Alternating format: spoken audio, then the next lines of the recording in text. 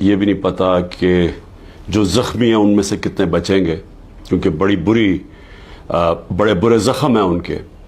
لیکن ہمیں اتنا پتا ہے کہ 50 پاکستان کے شہری شہید ہو چکے ہیں.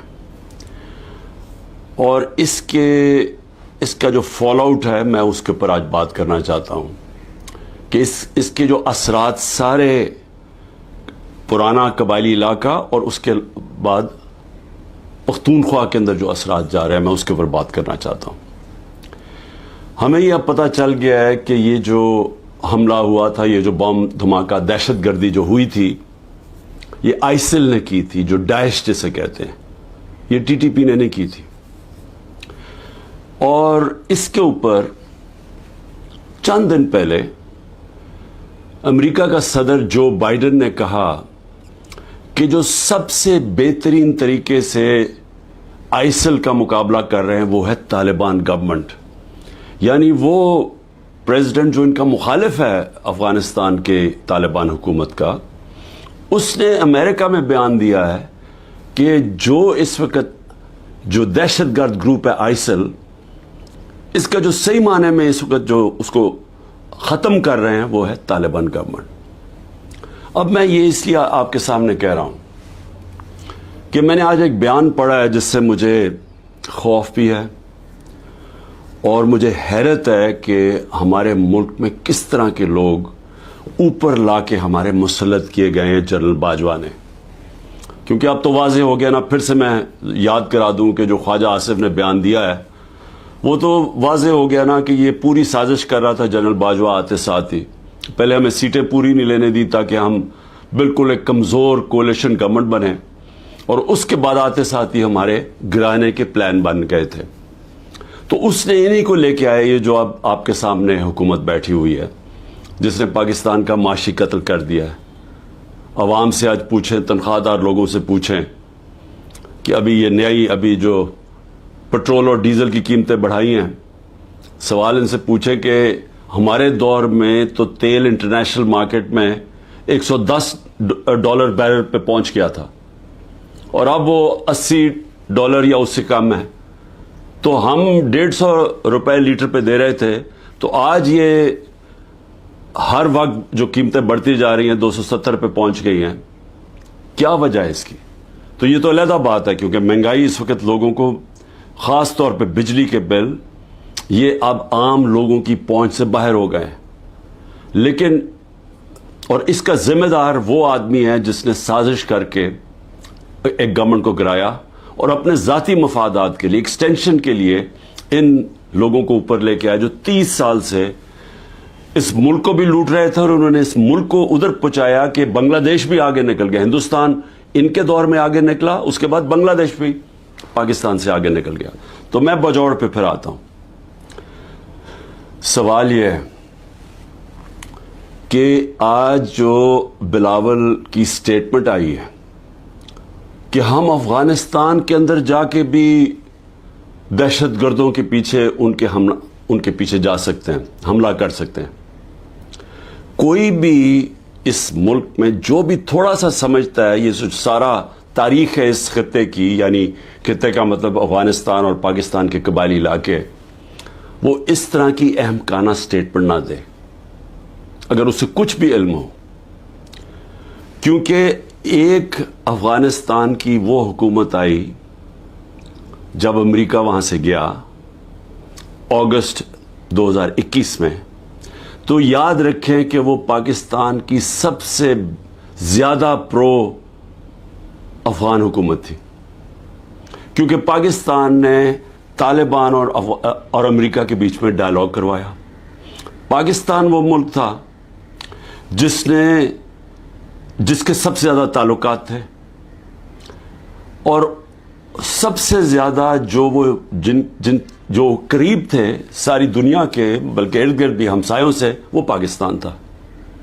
اور انہوں نے ہمارے سے پوری حمایت کا اعلان کیا کہ وہ جو ادھر سے افغانستان سے دہشت گردی آ رہی تھی غنی حکومت کے دوران میں، جس میں آئسل بھی تھی، جس میں ٹی ٹی پی بھی تھی، جس میں بی ایل اے بھی تھا، انہوں نے فیصلہ کیا ہم آپ کی پوری طرح مدد کریں گے.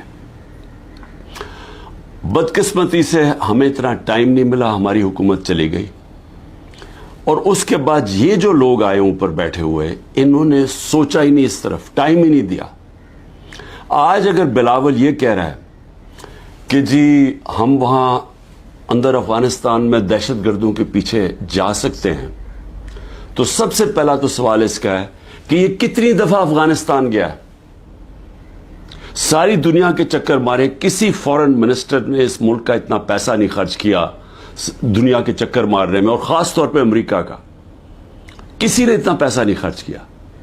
ایک دفعہ بھی یہ کابل گیا جبکہ ہمارا 2500 کلومیٹر کا بارڈر ہے, اور جبکہ ایک نئی حکومت آئی تھی جو پرو پاکستان تھی, جو غنی حکومت تھی وہ پرو انڈیا تھی.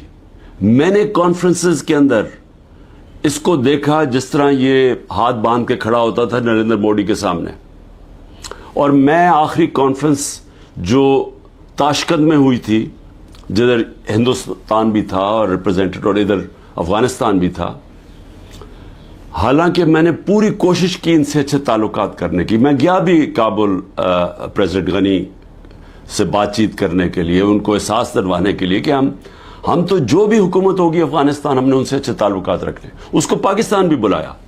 اس کے باوجود اس نے سب کے سامنے کھڑے ہو کے کہا کہ پاکستان نے 10,000 اپنے, اس نے ورڈ یوز کیا تھا, اپنے ہم نے لوگ بھیجے ہیں, ملیٹنٹس بھیجے ہیں جو مدد کریں افغانستان کے طالبان کی. سب کے سامنے جھوٹ بولا اس نے. تو وہ کھل کے ہمارے اگینسٹ تھا. ان کا جو سیکیورٹی ایڈوائزر تھا وہ ہر روز پاکستان کے خلاف سٹیٹمنٹ دیتا تھا. کوئی ادھر سے ہمیں مدد نہیں ملتی تھی جب یہاں کوئی بھی دہشت گردی ہوتی تھی. تو یہ جب حکومت چینج ہوئی تو ہمیں تو انہوں نے پوری کوآپریشن کا کہا, اور ہمیں اس وقت چاہیے تھا کہ ہم پورا فائدہ اٹھاتے اور جو بھی ہمارے مسئلے ہیں افغانستان کے ہم سارٹ آؤٹ کر لیتے, اور وہ تیار تھے. جب سے یہ حکومت آئی ہے ان کو ٹائم ہی نہیں ملا. میں پھر سے کہتا ہوں کہ یہ ہر وقت ہر دوسرے دن امریکہ پہنچا ہوتا ہے بلاول. یہ کتنی دفعہ کابل گیا. ہمیں چاہیے تھا کہ ہم وہ سارا ایریا جو ہمیں مسئلے بنے ہوئے ہیں دہشت گردی کو, اس کو ختم کرتے. نہ اس کے پاس ٹائم تھا, کیونکہ, اور یا پھر اس کے جو ماسٹرز تھے, اس کے آقا تھے, ان سے اجازت نہیں ملی. نہ ہی ان کو اجازت ملی جو ہم نے روس سے سستا تیل بات کر کے آ گئے تھے.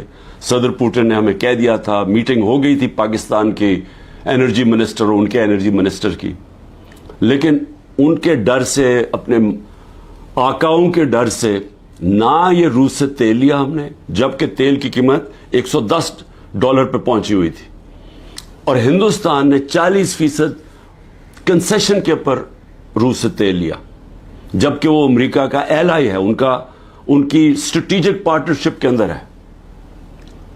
اور نہ ہی ان سے, ان کے ڈر سے نہ یہ وہاں گیا. اس کا آج یہ نتیجہ کیا ہے؟ نتیجہ یہ ہے کہ ہمارے آج وہ تعلقات ہیں کہ ہم ادھر پہنچ گئے ہیں کہ ہم افغانستان کو اب یہ جو حملہ ہوتا ہے ہم ان کے اوپر ڈال رہے ہیں. ہم نے صحیح معنی میں کوشش کی نہیں اس وقت کہ ہم یہ اب جو ٹرانزیشن ہے اس کا فائدہ اٹھاتے ہوئے, ایک وہ حکومت جو ہمارے خلاف نہیں ہے, ہم اس کا فائدہ اٹھاتے ہوئے اپنے یہ مسئلہ حل کر دیتے. اور میں آپ کو یقین دلاتا ہوں کہ یہ مسئلہ حل ہو سکتا تھا. اب اس کا فال آؤٹ کیا ہے؟ فال آؤٹ یہ ہے کہ مولانا فضل الرحمان نے سٹیٹمنٹ دی. فضل الرحمان کہتا ہے کہ جی ہماری ایجنسیز سوئی ہوئی تھی. فضل الرحمان صاحب, جب ہم اتنی دیر سے کہہ رہے ہیں کہ جو 636 پختونخوا کے اندر دہشت گردی کے واقعے ہوئے ہیں, ہم کہتے جا رہے ہیں کہ ایجنسیز کا ٹائم بجائے انٹیلیجنس, اصل میں تو دہشت گردی انٹیلیجنس ایجنسیز لڑتی ہیں, بجائے ادھر ٹائم دے رہے ہیں کہ وہ تو صرف تحریک انصاف کو ختم کرنے کی کوشش میں تھے. جو تحریک انصاف کے گھروں میں رشتہ داروں کو اٹھایا جا رہا ہے, ان کو ٹریک کیا جا رہا ہے, ان کے فون کال ٹریک کیے جا رہے ہیں, جیو فینسنگ کی جا رہی ہے, جس طرح ہم کوئی غیر ملکی, ہم کوئی دشمن ہیں. اور وہ جو کام کرنے والا تھا وہ کام کیا نہیں. اس سے بڑھتی جا رہی ہے ساری دہشت گردی, اور خاص طور پہ پختونخوا کی پولیس کے اوپر, اسپیشلی جو پولیس کے اوپر اب اس وقت ان کا شہادتیں ہو رہی ہیں. اب اس کا کون ذمہ دار ہوگا؟ لیکن اس سے اور بھی آگے چلیں, جو پختونخوا کے لوگوں کے اندر اس وقت غصہ ہے. پی ٹی ایم کیوں بنی تھی؟ پی ٹی ایم یہ بنی تھی کہ جو ساری لڑائی جو وار آن ٹیرر اصل تو قبائلی علاقے میں وہ اجڑ گیا, لوگوں کے گھر تباہ ہو گئے, زکوٰۃ دینے والے ہو گئے, وہ سارے لوگ نقل مکانی کرنی پڑی, لوگ اپنے گھروں سے نکل گئے, گھر جب واپس گئے گھروں میں بچا کچھ نہیں تھا. سوات کے لوگوں سے, ملاکنڈ کے لوگوں سے بھی یہی ہوا. وہ جب سارے نکلے وہاں سے باہر, جب تک واپس گئے وہ بھی زکوٰۃ دینے والے, زکوٰۃ لینے والے بن گئے. تو سب کو وہ یاد ہے, بڑی تکلیفیں انہوں نے اٹھائی, قربانیاں تو ساری اس علاقے نے دی. سب سے زیادہ جو ایک تو آپریشنز میں طالبان اور ملٹری کے بیچ میں بچارے وہ پس گئے, اوپر سے ڈرون اٹیکس, 400 ڈرون اٹیکس کر دیے. ڈرون اٹیکس کا بھی جو سارا جو بدلہ لیا جاتا تھا وہ پاکستانی فوجیوں کے ساتھ اور پولیس کے اوپر, دونوں طرف پاکستانیوں کو نقصان ہو رہا تھا. جبکہ حکمران ایک منہ سے آواز نہیں نکلتی تھی, کیونکہ امریکی نہ ناراض ہو جائیں کہ ڈرون اٹیکس کبھی ہوا ہی نہیں ہے دنیا میں کہ جس ملک آپ کا جس کے لیے جنگ لڑیں وہ آپ ہی کے اوپر حملہ کرے. تو مجھے خطرہ یہ ہے کہ اگر ہم نے اس کے اوپر جلدی سے قابو نہ پایا اور اسی طرح دہشت گردی بڑھتی گئی تو وہاں جو پختونخوا کے لوگوں کے اندر میں غصہ دیکھ رہا ہوں یہ بڑھتا جائے گا. اور یہ میں کوئی ڈرانا نہیں چاہتا کسی کو, لیکن اگر یہی غصہ بڑھتا گیا اور یہ اس طرف چلا گیا جو آگئی جو دہشت گردی ہو رہی ہے اور وہ بڑھتی گئی, تو کیا پاکستان آج کل کے دور میں جب معاشی طور پہ ہم ویسے ہی ہمارا بدترین دور ہے, کیا ہم یہ دہشت گردی کا مقابلہ کر لیں گے؟ کیا یہ افورڈ کر سکتی ہے؟ اور کیا اس طرح کا فورن منسٹر اوپر بٹھا سکتے ہیں جو اس طرح کی پاگل پن والی سٹیٹمنٹس تھے, جو بجائے مسئلہ حل کرنے کے وہ اور مسئلہ گمبھیر کروا دے؟ تو مجھے آج اس کے اوپر خاص طور پہ مجھے یہ خوف سا آ رہا ہے کہ ہم یہ چیزیں ہمارے ہاتھ سے نکل جائیں گی, کیونکہ جو اوپر بیٹھے ہوئے حکمران ان کی سوچ ہی کچھ اور ہے, اور سوچ تو ہمارے سامنے آئی گئی ہے. ایک تو آج شہباز شریف نے ایک اور الیکشن سے بھاگنے کے لیے ایک اور سینسس کا شوشہ چھوڑ دیا. بھئی مجھے یہ بتائیں کہ جب سے آپ آئے ہیں 15 مہینے پہلے, تو کیا تب آپ کو نہیں پتا تھا کہ الیکشن اکتوبر کے اندر ہونی ہے, نیشنل الیکشن, آپ کی ٹرم ختم ہونی ہے؟ تب آپ کو نہیں پتا تھا کہ یہ جو سینسس جو بھی ہم نے کرنا اس سے پہلے کریں؟ یہ ایک اور الیکشن بھاگنے کا انہوں نے راستہ نکال لیا. دوسرا, دونوں پختونخوا کے اندر اور پنجاب میں غیر آئینی حکومتیں چل رہی ہیں, کیئر ٹیکر. پہلے تو وہ کیئر ٹیکر ہے ہی نہیں, کیئر ٹیکر تو نیوٹرل ہوتی ہے, وہ تو انہوں نے اپنی یہ ایک نون لیگ چلا رہی ہے پنجاب, اور دوسرا وہ فضل الرحمان اور وہ ANP چلا رہی ہیں پختونخوا. یہ تو کیئر ٹیکر ہے ہی نہیں. اور ان دونوں صوبوں کے لوگ جو 70% پاکستانی ہیں, وہاں غیر آئینی لوگ بیٹھے ہوئے ہیں جن کی کوئی قانونی حیثیت نہیں ہے. اب یہ کوشش کر رہے ہیں کہ مزید اور یہ اوپر بیٹھے رہیں, اور یہ ایک شوشہ اس کا, اور یہ کہ جناب ہم سینسس کروانا چاہتے ہیں, سیکیورٹی کا بھی شوشہ بنا لیں گے. پنجاب کی 14 مئی کی الیکشن انہوں نے اس لیے نہیں کروائی, ہمارے پاس پیسے نہیں ہیں جی. پیسے MNAs کو رشوت دینے کے لیے بہت پیسے ہیں, لیکن ہمارے لیے پیسے نہیں ہیں الیکشن کروانے کے لیے. 20 ارب روپیہ نہیں تھا. اور اب جو مجھے نظر آ رہا ہے یہ پھر کوشش کریں گے کہ کسی نہ کسی طرح اس سے نکلیں, اور لوگوں کو پھر یہ جو رد عمل آنا ہے اس کے لیے یہ تیاری کر رہے ہیں. کیونکہ ظاہر ہے ایک اگر لوگ بچارے الیکشن کی انتظار کر رہے ہیں نا, کہ ہمیں جو انہوں نے لوگوں کا معاشی قتل کیا ہے, یعنی ایسے معاشی حالات عوام کے اوپر تو آئے نہیں ہیں. سارے جو معاشی انڈیکیٹرز ہیں وہ پاکستان کی تاریخ کے سب سے برے ہیں. بے روزگاری لے لو, इंडस्ट्री बंद हो रही है, ग्रोथ रेट जब नीचे आती है, मतलब जब आपकी दौलत में इजाफा जो 6.1% से अब जो 0 पे आई है, तो इसका मतलब बेरोजगारी तो बढ़नी है, दौलत कम हो रही है मुल्क की, और उसके अलावा महंगाई जिस सतह पे पहुंच गई है, तो लोगों के हालात तो सबको पता है। अब लोग इलेक्शन का इंतजार कर रहे हैं। इन्होंने अब क्या किया है, अब 2 कानून लेके आ रहे हैं। एक है सीक्रेसी एक्ट और दूसरा है प्रिवेंशन ऑफ एक्सट्रीम वायलेंस।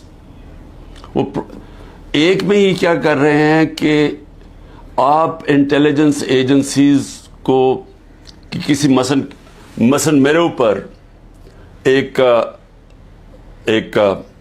फौज के इदारे में, इंटेलिजेंस के इदारे में एक आदमी मेरे ऊपर कत्ल करने की कोशिश करता है, जो मुझे पता है उसने किया। मैंने अगर उसका नाम ले लिया तो वैसे अभी इन्होंने मेरे ऊपर गद्दारी का केस कर दिया है कि यानी मेरी जुर्रत कैसे पड़ गई कि मैंने उसका नाम ले लिया एफआईआर के अंदर। वो एफआईआर भी नहीं हुई तो मैं गद्दार बन गया हूं। अब ये एक तो वो करने जा रहे हैं, दूसरा सीक्रेसी एक्ट में कि जनाब ये किसी के घर में भी घुस जाएंगे इंटेलिजेंस एजेंसी। हमारे घरों में तो घुस ही रहे हैं। मेरे घर के ऊपर हमला हुआ, दरवाजा तोड़ के 40 लोग अंदर आ गए, घर में जो चीजें पड़ी लूटी, लोगों को मारा धाड़ा, उठा के ले गए खंसामे को, वो जो माली था, 2-3 वर्कर्स सबको उठा के ले गए। तो वो तो हो ही रहा है हमारे घरों पे। अब ये फैसला किया किसी के घर में भी ये जा सकते हैं, कि किसी के घर में भी जाएंगे, कहें जी हम सर्च वारंट के बगैर अंदर घुसेंगे, कोई चीज भी उठा लेंगे। मेरे घर जब आए थे तो वो असला छोड़ के चले गए कि जी असला मिला हमें यहां से, और वो सोशल मीडिया पे दिखा रहे हैं कि लेके जा रहे हैं अपनी कमीजों के नीचे असला, और वहां ऊपर छोड़ के चले गए। और अब ये कुछ भी कर सकते हैं। तो ये तो किसी के घर में घुस के तोड़ के चीजें अच्छा लूटते हैं, चीजें चोरी करके ले जाते हैं। तो अब तो इसको कानून बनाना चाहते हैं कि कहीं भी जा सकते हैं। तो ये जो जिस तरफ आप ये लेके जा रहे हैं मुल्क को, तो ये तो सीधी कहने हैं कि जी आप हमारे गुलाम हैं, हम आए ऊपर आपके ऊपर बैठने आए, आप हमारे गुलाम हैं। हम एक आजाद मुल्क, आजादी तो वैसे ही खत्म करते जा रहे हैं। तो अब तो ये अंग्रेजों से भी ज्यादा बदतरीन गुलामी है, क्योंकि अंग्रेजों के जमाने में फिर भी आप 24 घंटे में किसी को अदालत में पेश करते थे जब अगर आपने किसी को उठाया है। यहां तो लोग गायब हो जाते हैं। इमरान रियाज अभी तक गायब है, उसको कोई 80 दिन हो गए हैं। किसी को पकड़ सकते हैं। हमारे कई लोगों को उठाया हुआ है, कोई वारंट नहीं होती, कई लोगों को अंदर बंद किया हुआ है, उनके अभी तक एफआईआर नहीं की उनके ऊपर। तो यहां तो कोई कानून ही नहीं है। तो ये अब एक गुलामी की तरफ हमें लेके जा रहे हैं, मुकम्मल तौर पे कि हम अब इनके गुलाम बन जाएं, जो मुंह खोले। असल में ये एक आजादी के खिलाफ आप ये कानून बना रहे हैं कि आप कानूनी तौर पे हमें गुलाम बना लें, कि हमारी कोई आवाज ना हो, हम कहीं ना जा सके। तो मैं इस पे आखिर में सिर्फ अपनी कौम को ये आज कहना चाहता था। देखें, मुहर्रम का महीना है। मुहर्रम में हमें क्या सबक मिलता है? हमें मुहर्रम में एक ही सबक मिलता है कि राय हक के लिए, जुल्म के खिलाफ खड़े होने के लिए, अगर जालिम के सामने खड़े होते हुए आपकी जान भी चली जाए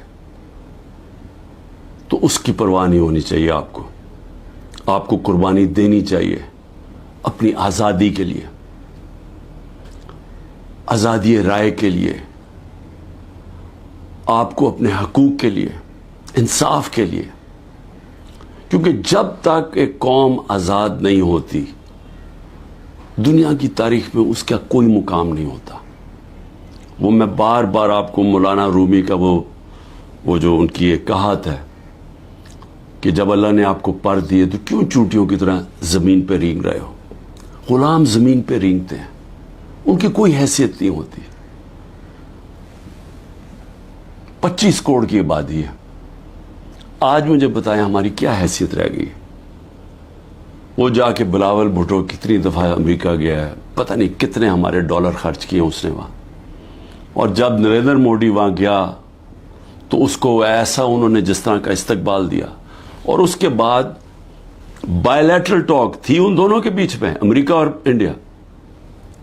पाकिस्तान को उन्होंने दहशतगर्द बना दिया कि जी धमकी दी कि दहशतगर्दी बंद करो। ये हैसियत रह गई है। हिंदुस्तान जाता है बिलावल भुट्टो, जो उनका फॉरेन मिनिस्टर इसको जलील करता है। मैंने कभी किसी कॉन्फ्रेंस में एक होस्ट मुल्क जो होस्ट कर रहा है, मैंने कभी नहीं देखा इस तरह की जिल्लत। तो क्या हैसियत रह गई है कि ये हमारी हैसियत है, क्योंकि गुलामों की क्या हैसियत है। तो मैं आज आप सबको ये आज पैगाम देना चाहता हूं कि मेरे नबी सल्लल्लाहु अलैहि वसल्लम के नवासे ने राय हक के लिए एक जालिम के सामने अपनी कुर्बानी देने के लिए वो तैयार हो गए, लेकिन जुल्म के सामने झुकने से उन्होंने मना किया। उन्होंने कहा मैं इससे बेहतर है, और मैं कहता हूं कि गुलामी से बेहतर है मौत।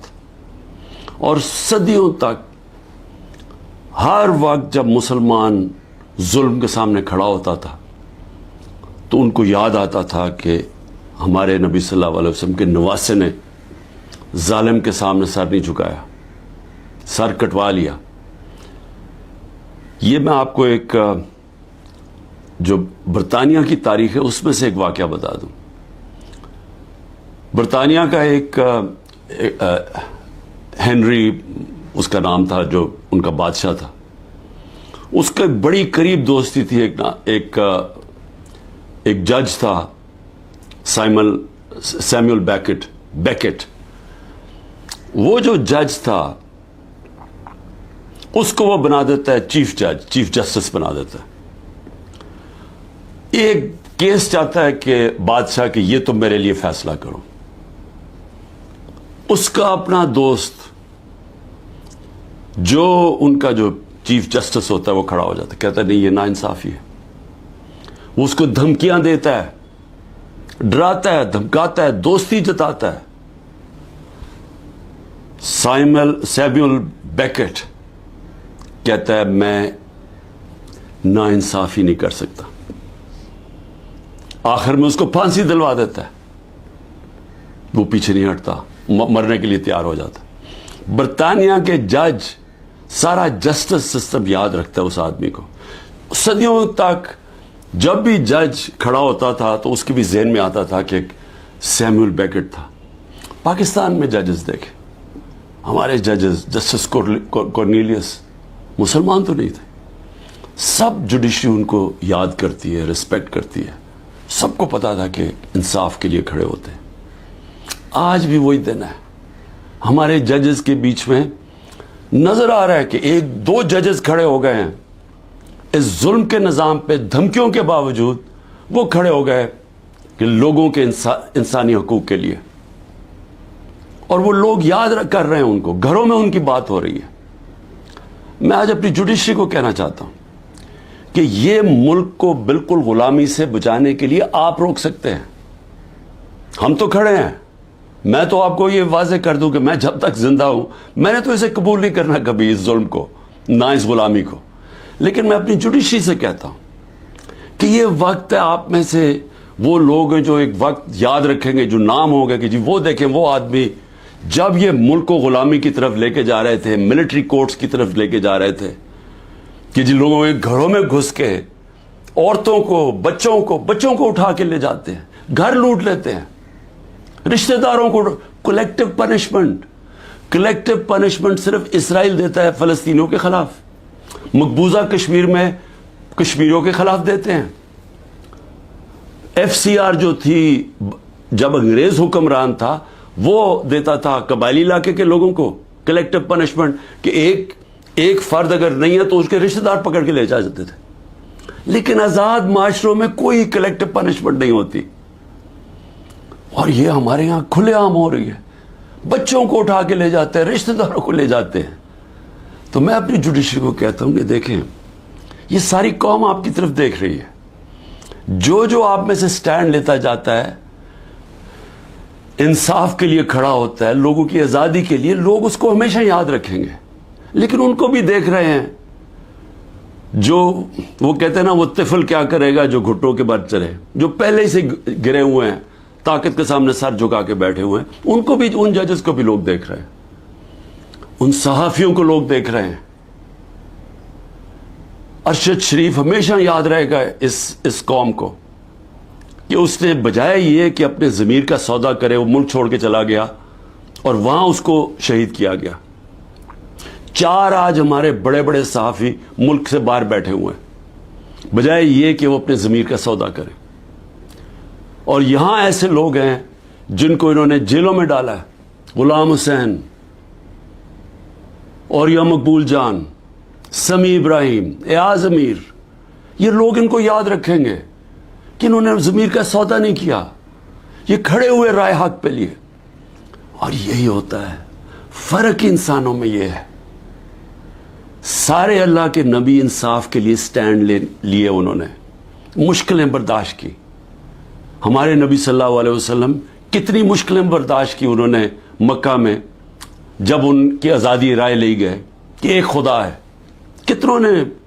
کتنی مشکلیں انہوں نے اٹھائی, لیکن ہم ہمیشہ ان کو, اور ہمیں اللہ کہتا ہے ان کے راستے پہ چلو, اور ہم یہاں ظلم کے سامنے گھٹنے ٹیک کے بیٹھے ہوئے ہیں اور دیکھ رہے ہیں تماشا کہ سارا ملک کا اوپر گند اوپر بٹھا دیا, اور ہمیں کہہ رہے ہیں کہ جی اگر آپ منہ کھولیں گے تو آپ کے گھر توڑ دیں گے, آپ کو جیلوں میں ڈال دیں گے, آپ کو ملٹری کورٹس میں ٹرائی کریں گے, اور ہم ہمیں ڈرا کے جناب کے بھیڑ بکریوں کی طرح ہمیں رکھنا چاہتے ہیں. یہ ہے وقت سٹینڈ لینے کا. اور میں سب سے زیادہ آخر میں اپنی پارٹی کا, کہ میری پارٹی کا یہ مشکل وقت جو آیا, ایک طرح میں اللہ کا شکر کرتا ہوں کہ مجھے پہلی دفعہ نظر آیا اپنے لوگوں کا کہ کون کتنے پانی میں تھا, کس کا کتنا نظریہ تھا, کون اپرچونسٹ تھے, اور جن کو میں بالکل نہیں سمجھ رہا تھا کہ وہ ایسے سٹینڈ لینے کے قابل ہیں, کھڑے ہو گئے. وہ مشکل وقت کے سامنے کھڑے ہو گئے. میری نہیں, وہ نیچرل لیڈرز بن رہے ہیں اب. اور انشاءاللہ اس پارٹی میں الیکشن کرواؤں گا پہلے موقع پہ. نیشنل لیڈرشپ, نیچرل ہماری پولیٹیکل لیڈرشپ نکلے گی, اور یہ ہوگی انشاءاللہ وہ اصل تحریک انصاف جو اس ملک کے اندر, جو 27 سال پہلے میں نکلا تھا, انصاف کا, عدل اور انصاف اس ملک میں سب سے پہلے قائم کریں گے, پھر یہ ملک خوشحال ہوگا. وہ انشاءاللہ وہ لیڈرشپ نکل رہی ہے. پاکستان زندہ باد.